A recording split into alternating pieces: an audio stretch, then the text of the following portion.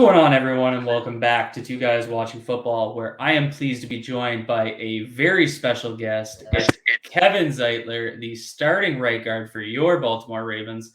Kevin signed with the Ravens last March after spending many years in the AFC North with the Cincinnati Bengals and Cleveland Browns before a stint with the New York Giants before he ended up here. It's a pleasure to have him on. If you guys are excited to hear from Kevin, hit the like button, hit subscribe if you're new here. Kevin, my guy, how's it going? Doing great. Glad to be here. I appreciate it a lot. We're having some technical difficulties, but we still have Kevin here, and that's all that matters. So before we jump into it, Kevin, I gotta ask, what is it about you in the AFC North? You know, do you just have an affinity for physical football, or what is it? I don't know so much of it. If I like the AFC North or if the AFC North likes me, all these teams seem to want me around, and I'm glad to keep playing there. I love it. I love it. It was a very exciting signing last year, and so I want to start right up at the front end while we have you here, get to know you a little bit better. So of course you were born and raised in Waukesha, Wisconsin, about 20 minutes outside of Milwaukee. Went to high school in Milwaukee, Wisconsin Lutheran. Went to the University of Wisconsin, so very much Wisconsin born and bred. But kind of take us back. What was your first experience getting into football? Was it, your parents got you into it? How did that whole process go? So my family had no sports inclination. They were more music oriented and not very athletic and whatnot. So, like when I grew up, like I liked sports. I really loved basketball growing up. Like Michael Jordan, was all the rage back when I was a kid. So, wanted to go play basketball and stuff like that. Eventually, as I got older, kind of sports were kind of fading out a little bit. And, I was starting to do the musicianship type thing, because my family was doing it. And my sixth grade teacher, luckily, like pulled me up. He's like, "Hey, why don't you sign up for football?" And like, I was like, I don't know. I think I'm going to do band. I think that's just better for me. And at that time, like a lot of Wisconsin bands that have like high school bands, like would go and play in the Rose Bowl parade, like travel all the way out there. So I was like, hey, maybe I can do that. And he just looks at me. He's like, if you play football, you probably will end up playing actually in the Rose Bowl. And this is me, a sixth grade, like 6 foot, overweight, 200-pound kid. And he said that way back when. And son of a gun, what do you know? I played in 2 Rose Bowls. Oh, that's incredible, man.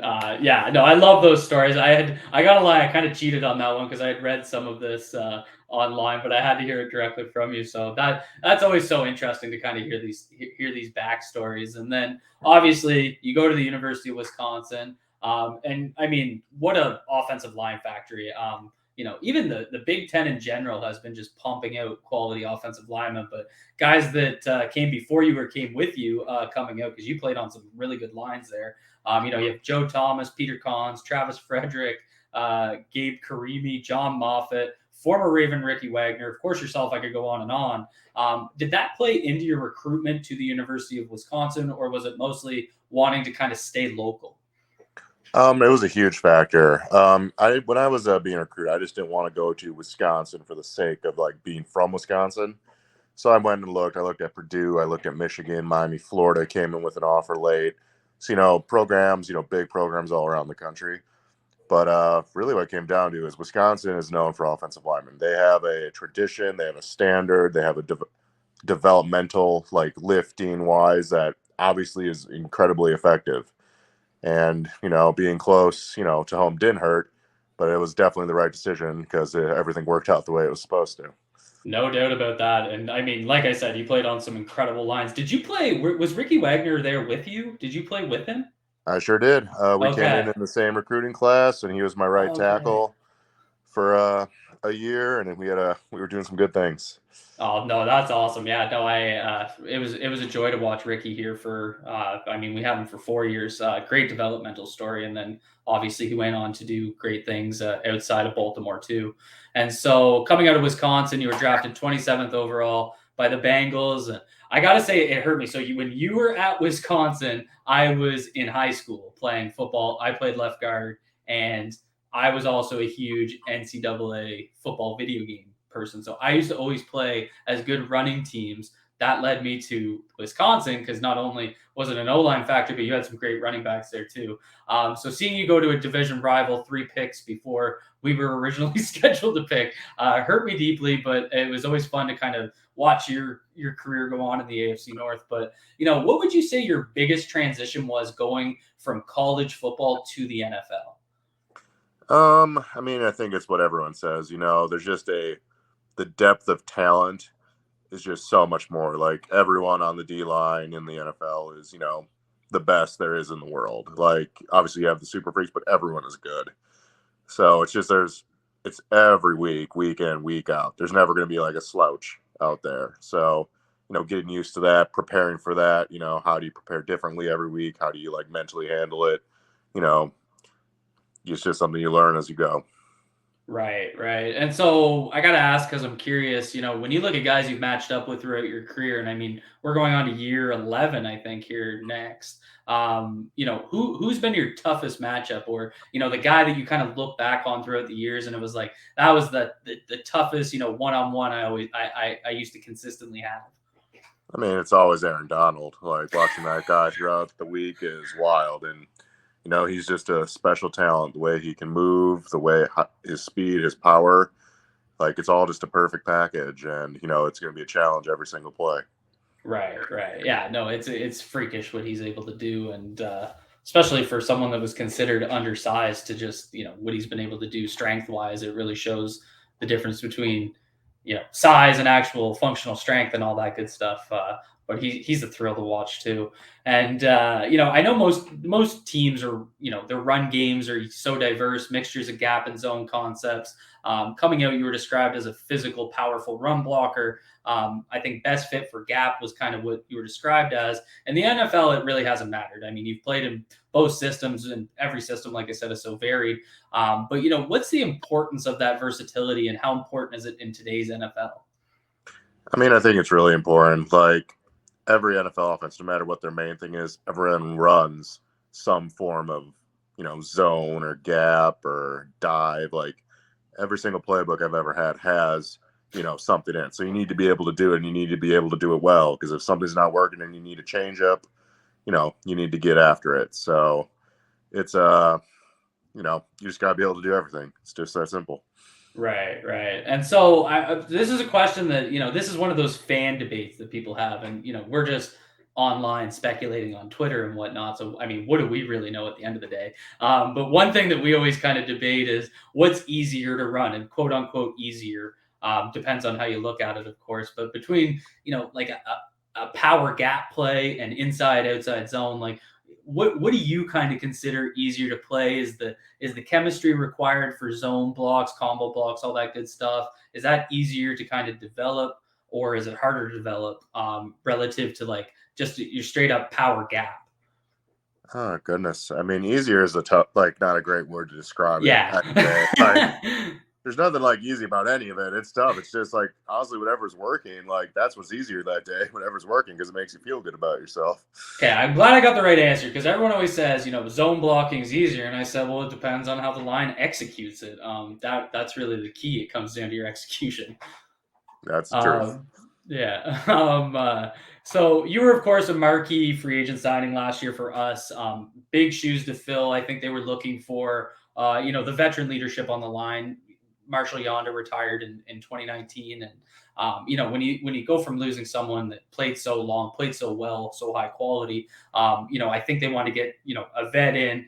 You obviously become available, and it kind of fit like a glove. What was the big driver for you signing with the Ravens last year, and what did you like about the fit? I think it was a mix of, the Ravens run game has become legendary these last couple of years. And then just on top of that, like Lamar, he's a special player. Like there's no one else doing the crazy things he can do. And, you just got when you see players like that have that type of effect, you want to, be around them. You want to play with them and, see if you can help them or, get better or even take it farther. And, being back in the AFC North didn't hurt either. So it was just kind of checked all the boxes, and it's been a lot of fun here. Oh, that's awesome to hear. And so, how difficult is it when you go from, well, I don't want to say immobile because that's not the right word, but someone that can't run like a Lamar Jackson can scramble. How difficult is that to kind of get used to when your quarterback is one of the most mobile guys to play the sport? Oh, I mean, it's you get used to it. It's like a blessing. It can be a curse, but it's like more that Lamar obviously is so good. It's way more blessing than curse. So, Right, right. And then so you obviously have two new offensive line coming from the draft, and of course from rival Big Ten schools. Like I said, Big Ten pumps out good offensive linemen, which is exciting. So we have Daniel Falale from Minnesota and Tyler Linderbaum from Iowa. So do you still have any university rivalry in you, or is that all faded out? I'm sure we'll get to that when the college season starts. But yeah, And so are you like when you kind of look at that veteran role, how important is that to you and is that something that, has come naturally to you as a player? oh yeah, I think it has. Honestly, so much is on whatever they want for their success. It'll be on them. But if I can teach them, help them, or if I have a little nugget of knowledge that might translate better and it helps them and helps the team win, that's big. That's awesome. That's awesome. And what's kind of your first piece of advice you give to these young guys that are just kind of, and not just young offensive linemen, but rookies in general? What's kind of the first thing you'd offer to them in terms of that veteran mentorship? So I guess like the first thing, you just have to take care of your body.